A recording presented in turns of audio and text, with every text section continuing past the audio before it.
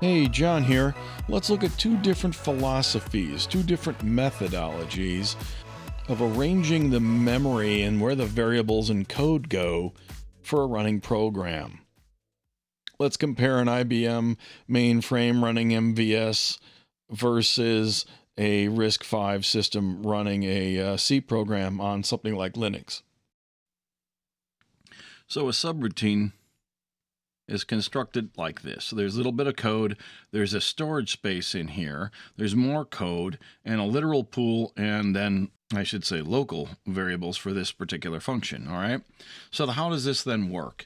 What this storage area for the registers is where this particular subroutine, let's call it F, all right, will store the registers that it uses in the actual subroutine code here. So let's just call this the actual subroutine instructions. We abbreviate like that. When this code is running, it makes free use of any registers it wants, because before this code runs, the code up here stores all the registers right in here, okay? This is one standard calling convention that's used for mainframe programs. It's a very common one.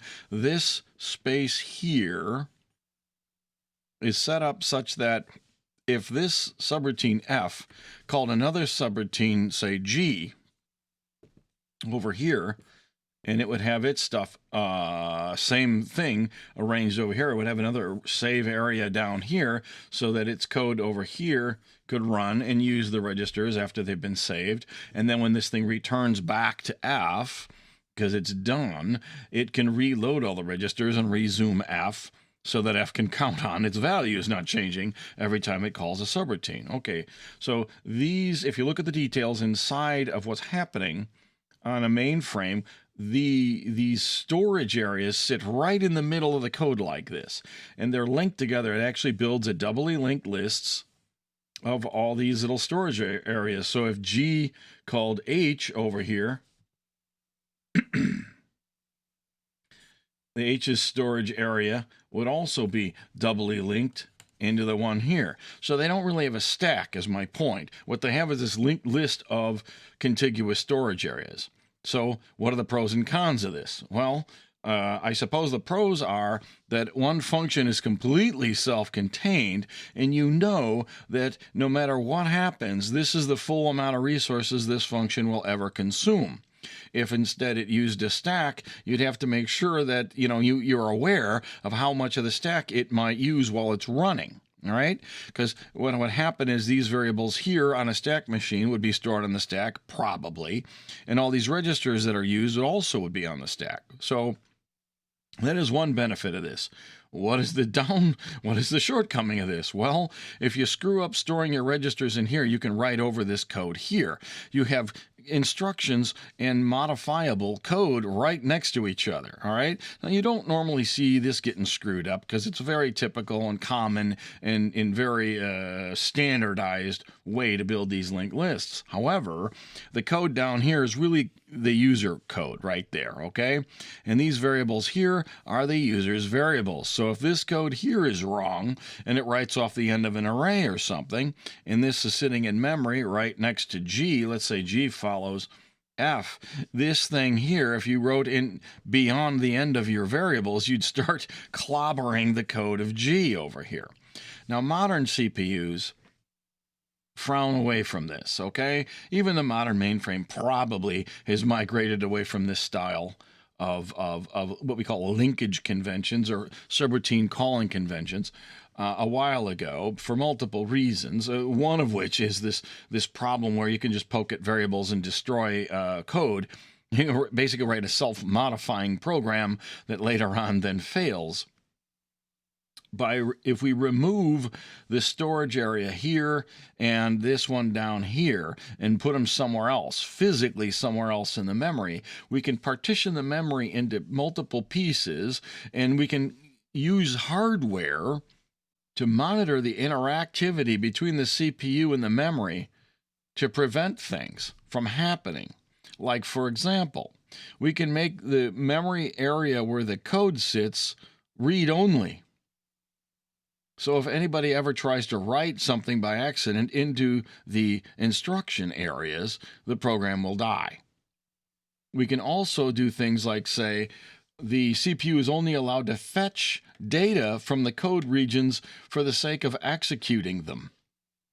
In other words, don't allow a CPU to fetch data out of your register save areas and your variables or even the literal pool and then try to execute that code, right? If you separate all these things out and you have hardware that allows you to assign attributes to memory regions, you can then prevent things from, like viruses, from coming in there and injecting instructions into your data area and then trying to call them, which is an incredibly common way for viruses to attack programs.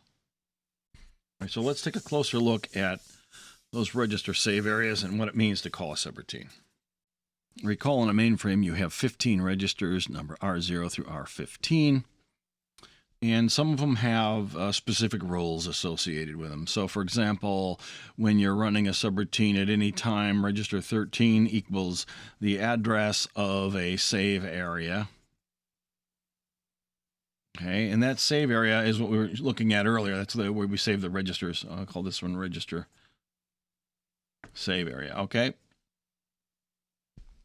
R14 equals the address, let's call this the return address, okay? All right. When your subroutine is entered, R14 is initially set to the address to go back to when you're done. R15 is the address of the running subroutine.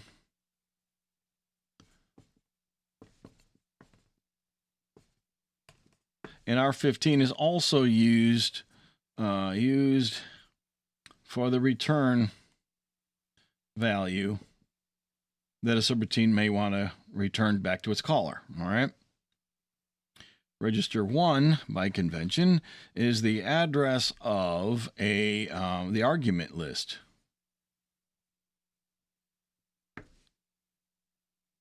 Okay, now the save area is what I had diagrammed out earlier. That thing looks like this. Let's draw it over here out of the way. This is unused. This is a backward. This is a forward pointer in the doubly linked list I just mentioned. And then you have register 14 all the way down to register 12 around through 0, right? So this is 14, 15. I guess I draw them all in. R15, register 0, ... through register 12 are stored in that save area like that. So if I want to call a subroutine and I'm currently executing with all this situation in hand, what do?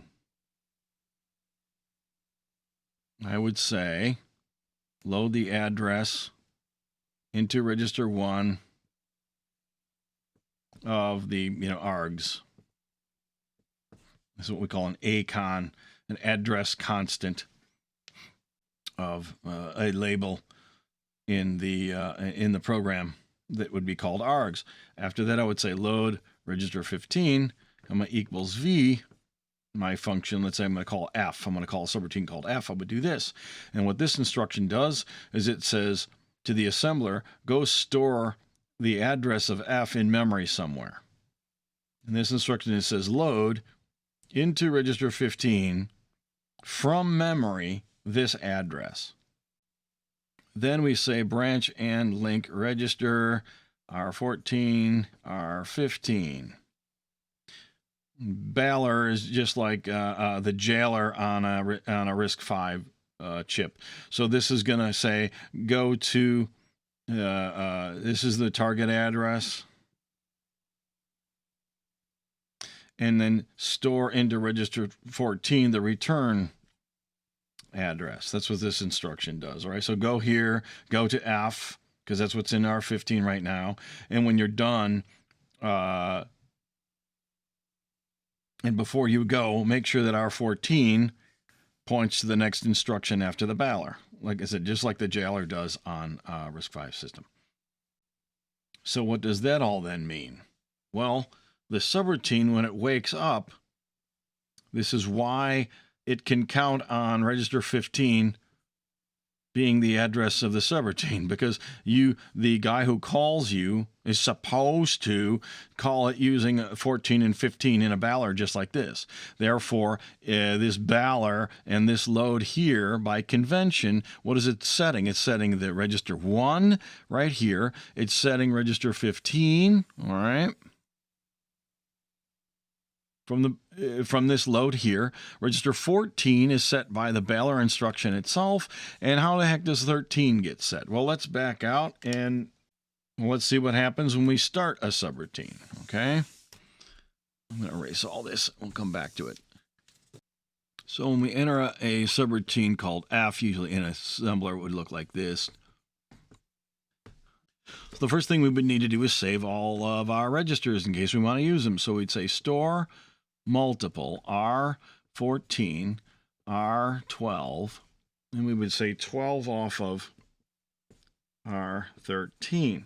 So what happens here is R13, when this was entered, is pointing at this save area that exists in the calling function. So what I did is I reached up into the callers save area and I stored all the registers up in there. All right. After I do that, I'm going to do a baller. Oops. Do bal. I'm going to say register 14, 80 off of register 15. All right. Remember that register 15 points here right now. Okay, so what does this do? Well, the length of this instruction plus the length of this instruction plus 18 full words of storage that sits here in the middle of my code. Remember, this is my storage area that's sitting right in the middle of my subroutine. We just talked about that. What it causes this to do, 80 off of 15 ends up being right here. So this address, I should put the arrow over here. All right, causes me to jump over this, and at the same time, it leaves R14 now pointing here. And that's okay. I can modify R14 because I already saved it. I saved all of 14 through 12. I did not save R13 yet, okay? So I still need to deal with that. And what am I going to do? I'm going to say store R13 4 off of R14. Well, what's that thing going to do? This is going to store R13 in my own save area right here. So remember, this drawing here is in the caller. Now I can draw the same one here for the call E. I'm going to make them the same size. Why not? All right. It's unreadable. All right, that's a little better, yes. So now I have the unused. And now my backward pointer in my own save area, okay, this here is this here, all right? So this is my backward pointer. Now points over to here. And in doing so, I remember I now have my R13 has been saved. I can get it back out of here. I don't need to save it over here, right? So I can save a little bit of space for that. I then say star R14, 8 off of R13, okay? Now R13 is still pointing at the callers storage area, right? So 8 off of R13 is this field right here, and this guy now points over here. This is my doubly linked list I'm building. Then I say load register 13 from R14. Okay, and at that point, I can then put my regular, this is where my formal code goes here. Or should I say the user logic or whatever. Okay, so, and in executing this load here, of course, I moved the R13 no longer points at this guy's save area, it points at his own. All right.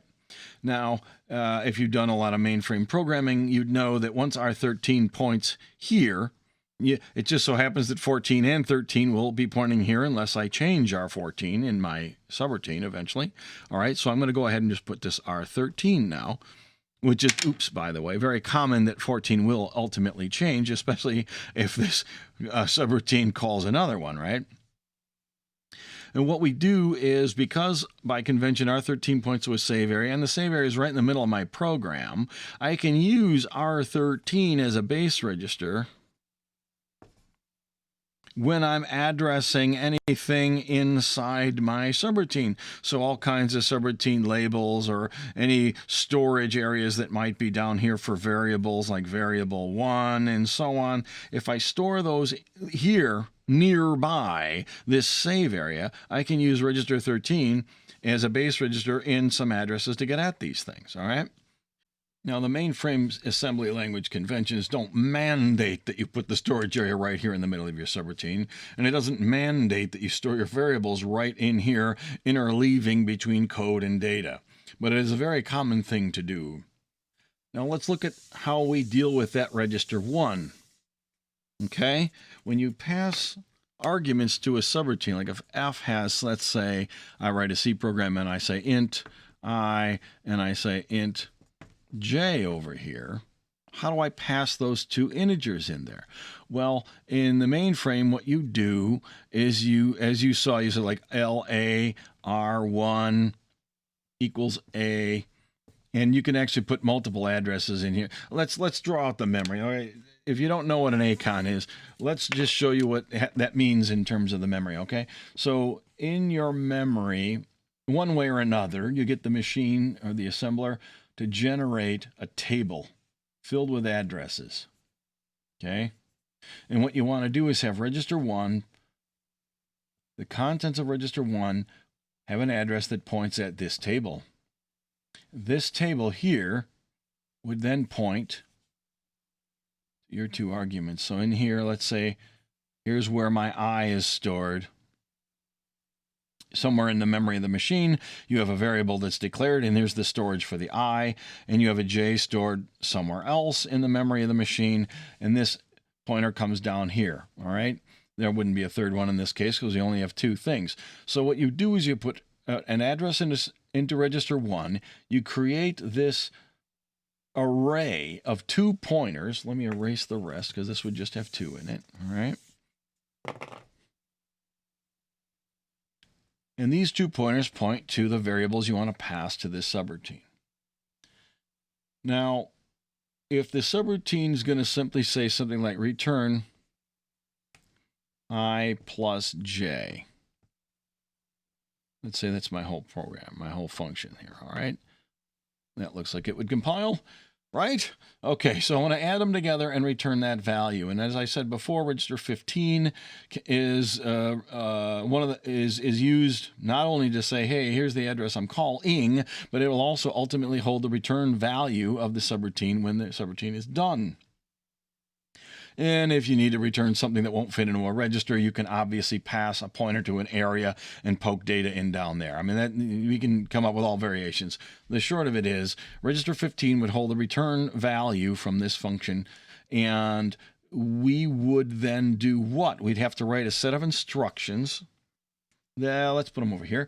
So at a minimum, you would need to say something like load, let's say register 2 0 off of register 1, at which point register 2 has the pointer, has the address of this I variable. So then I would say load register 2 0 off of register 2. Now I'm going to put a little comment over here.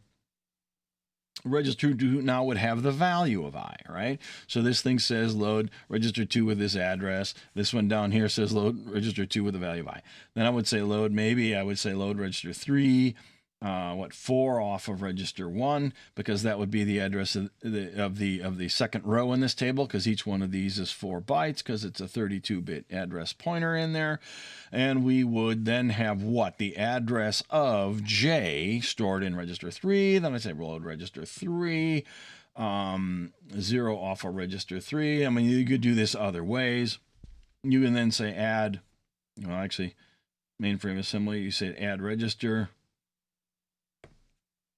2 comma R3, and I'm not thinking as I did this, I should have just put one into register 15, because now I have to say load register 15, comma R2 to get the return value into register 15, at which time I can then execute the exit linkage that unrolls that linked list in the storage areas and then eventually branches back to the caller. All right. So look what's happening in here. The bottom line is no matter which registers I use, or whether I optimize one of these instructions out, or even use an add that adds a value from memory rather than loading into a register first, the point is that the memory access pattern to execute this subroutine means I have to access these values in memory here, and I have to access a memory value here and here.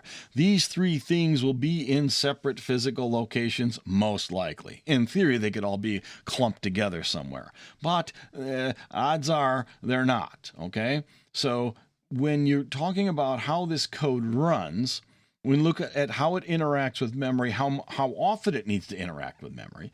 This thing results in an impact to the performance of the running code. Remember that if you access data in a register, like when I read the value of register 1 here, it's very fast because that's inside the CPU. The CPU does not need to stall, in other words, while executing instructions in order to get the value out of register 1. It does need to stall because when it wants to read the value of this address, because the memory system is going to be used to read that word out of here before it can proceed to execute more instructions. All right, and so it's going to need to read this out of memory, and this out of memory, and that out of memory, and that out of memory. It needs to make 4 memory references in order to execute this one subroutine. Now, could we have done this another way? Sure, of course we can. What happens, though, if we want to call a program written in a different language or use a standard library implementation of some function that might print something out or something like that? So the machine and the architects of the operating system come up with what's called a calling convention, or sometimes they call this an application binary interface, that specifies if you want to make a call to a standard subroutine that might be in a library or something like that, or something provided by the OS or something, you need to follow the ABI specification. And where the mainframe is concerned for COBOL in Fortran, this is how it works, or at least how it used to when I was in school. I'm sure they have other methods today that perhaps are a little more efficient. Now let's reevaluate this and look at the way RISC-V does it. So, all right, so RISC-V has register 0 through register 31. It has 32 registers. By the way, I mean, in the mainframe's defense, I think that the modern ones, the Z systems mainframes, might even have 64 registers in it nowadays. So, I mean, everybody's adding more registers to their machines. But, of course, if you run old code, it's working the old way. I'm sure their Z systems have modernized subroutine ABIs as well as everybody else is going this direction, right? So how does RISC-V do it? Well, in RISC-V, we have what are called the ABI names for each register. So let's say argument 0 is stored in a register, argument 1, argument 2, and so on. We can store up to argument, 8, 7? We get 8 arguments are passed all in registers. So this eliminates that poking around in memory just to get the values of some arguments, right? So if you have more, I mean, how many functions you call or write that have more than 8 arguments in them, right? Well, if you do have more than 8, what happens is argument number 8, 9, and so on are stored elsewhere. In this case, they end up getting stored in the stack, and it starts working more like the mainframe does. But in the common case, when you have 8 or fewer arguments, they're just going to be passed directly in registers to eliminate all that memory interactivity. Now, it turns out that these names, these are the application binary, the ABI names, that's what the RISC-V guys call it. These are kind of canonical role-based names for the same registers that we all know and love by their the X names, right? I should have done that on the get-go. They call them X0 through X31, right? Well, it turns out that A0 is another name for X10, A1 is another name for X11, and so on through X17. And we've already seen at least one other register that we know of, the stack pointer. In RISC-V, that is stored in X2.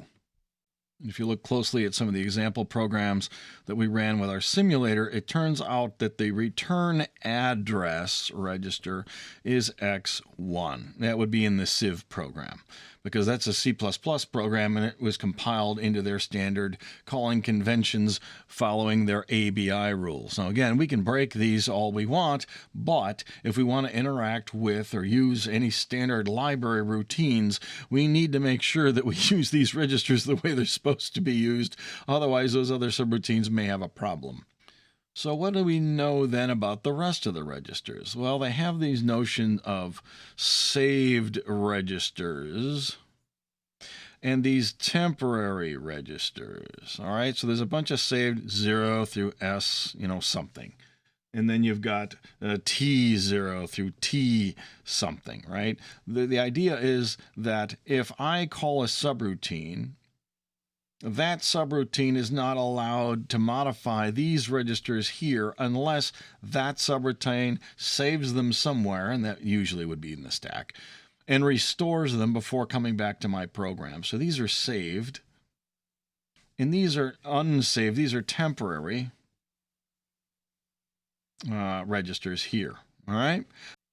So the save registers are ultimately these are X8, X9, X 18 through X27, and the temporary registers are X5 through X7 and X28 through X31. All right. Now, the reason they're in these different groupings has to do with advanced modes of operation of the CPU, where for some of the instructions, what we call the compressed instructions, they have physically shorter instructions. So they're only 2 bytes long instead of 4. 2-byte instruction uses less memory. It takes less time to read out of the memory and will just run faster. However, a shorter instruction cannot access every one of these registers, all right? It can only address half of them.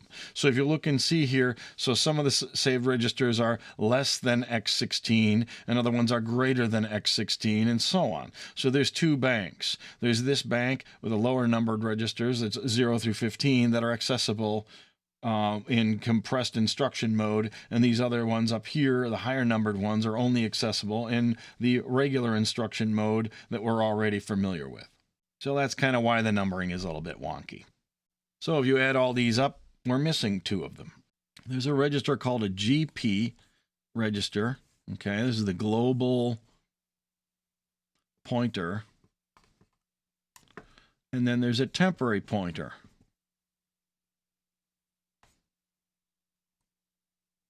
All right, these temporary pointer.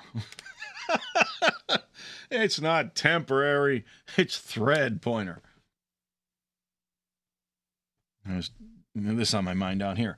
Okay, so what these things are is these things point to data into data regions.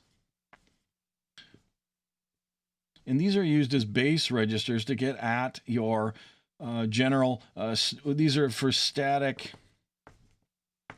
storage variables, all right? And we'll see that in a little bit more detail in a minute. But these 2 are also there to improve the performance of your running program. Generally, what happens is these 2 variables are set once before the program even enters its main function, and they stay there throughout the running of your program. Now, if we look at our val-p, you can see this table where we describe all the registers and their roles, and this table is also in the RISC-V architecture reference manuals. So now we know what all the registers are supposed to be used for. Let's look and see what they do. Now remember, one of the goals of this whole thing is to take advantage of the fact that we have a lot of extra registers and try to minimize the number of times we interact with memory. So what does the memory look like in a running program on a well, let's call this in a C program or a C++ program on like a POSIX system. Just about every machine I've ever used other than a mainframe does this, okay? We have a stack-based runtime environment. So the stack is up here. Very often they're full, descending. Okay. The stack pointer itself is always pointing at the top of the stack, which is drawn this way. If address 0 is down here, and I'll F, if you have a 32-bit address, I won't put the 64-bit version down there.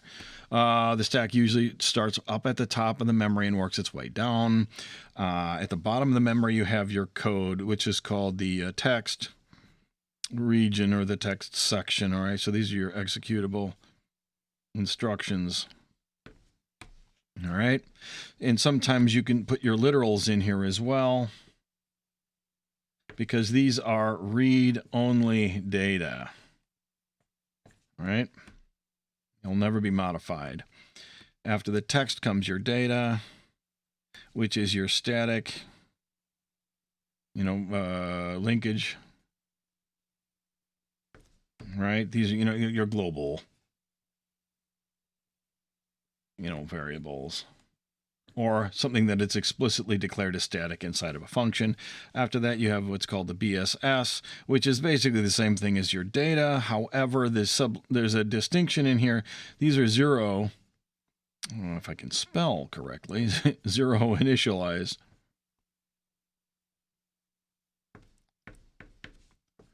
And static linkage. I guess I can say that all of this is static. These are initialized in your program. Like if I have a file, and inside the file I say int k equals 3, and I say int q, and I don't give it any variable value at all. Or if I have one that says int j equals 0, all right? The Q and the J end up in the BSS because these are 0 initialized, and the K equals 3, the K will be down here in the data section, all right? This is just an optimization that is used so that when you compile or assemble a program, the only thing you need to keep on disk in order to execute the program is this part of the file, or the memory image, right? So as long as you have all the instructions and all the initializer values for the initialized data, you're fine. You then just simply zero everything else out, or at least zero this much of it out, so that you know that these other variables, by definition in C, the uninitialized static variables will be set to 0, right? And that's how you end up with this section up here. It's an optimization. It allows you to store less data on disk.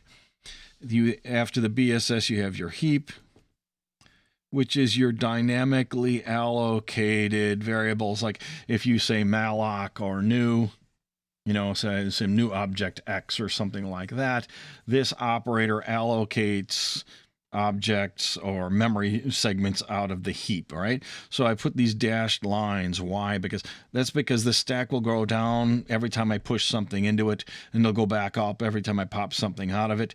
The heap, this line here, is what's called the Burke, I don't know what the heck, the break, I guess. I think they actually call that the program break line in Berkeley Unix or something like that. What this is it grows up on demand, but you don't push and pop. Again, you new and delete out of this. So this actually will end up getting fragmented. So for example, if I allocate a bunch of objects like this, it'll grow and grow and grow, and it'll move the line up. If I then delete this one down here, there's a hole in there. That doesn't mean that these all get moved around and it comes back down. It means there's a hole in there. Now, it can get reused if you allocate something of equal size or smaller, but if you let your program run forever, and it makes a lot of use of allocating and deleting items out of the heap, and all of them vary greatly in size, you end up with a problem called fragmentation, which is probably the subject of an entire course on its own on how to prevent it from happening while your program is running. Just FYI, be aware, this can suffer from fragmentation problems if you're completely sloppy. The modern systems do a pretty good job at not letting that happen. By it'll waste memory rather than reuse something inside here that's smaller and creates a gap in there. Right? It tries to do it, but it applies some heuristics to do with it. Anyway, so this can become fragmented. That's one of your problems. And like I said, you don't have to store any of this stuff when you compile your program. You only need these items right here. So what did I not yet point out? In here somewhere is where this global pointer is pointing. All right.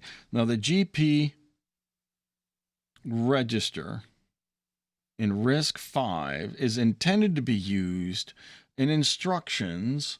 As we all know, a lot of instructions have these immediate, I can't write, immediate fields in here. A lot of them are, 12 bits long? In 12 bits, you can represent 4K, which is 1000 in hex, all right? So what happens is they point the GP register at this plus 0x800, okay? Whatever that turns out to be is where we initialize this register. And the reason we do that is because these immediate operands, where they occur in instructions, are signed. Therefore, if you can have a number between 0 and, FFF, essentially, is what we're looking at, okay? The numbers between 0 and 7FF are positive, and the numbers that go from 800 to FFF are negative, okay? So by pointing the GP register at this line here, the beginning of data, plus 800 in hex, I'm guaranteed that anytime I want to use one of these immediate operands in an instruction to refer to any item between the beginning of the data and the GP register, I can do so. I can also refer between any address that the GP register is pointing at all the way up to 7FF ahead of that also. And I can get access to it without worrying about somehow getting a register to point in the general vicinity first, and then using that as a base register and a load or a store instruction and so on. So that is the role of this guy right here, and that's how they set it up. They set it to here plus hex 800. Next time we'll write a few RISC-V programs and see how all this fits together.